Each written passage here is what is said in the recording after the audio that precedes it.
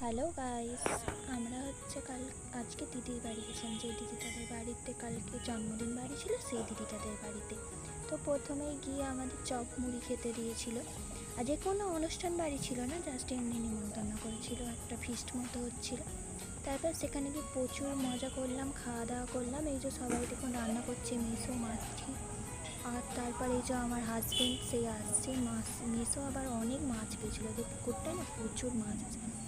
ওই মাসি হচ্ছে ফ্যান করাচ্ছে, মেসে শাকের তরকারি করছিল। তারপর দুপুরের মেনুতে কী কী ছিল তো দেখলেন, ভাত, শাকের তরকারি, চিকেন কষা।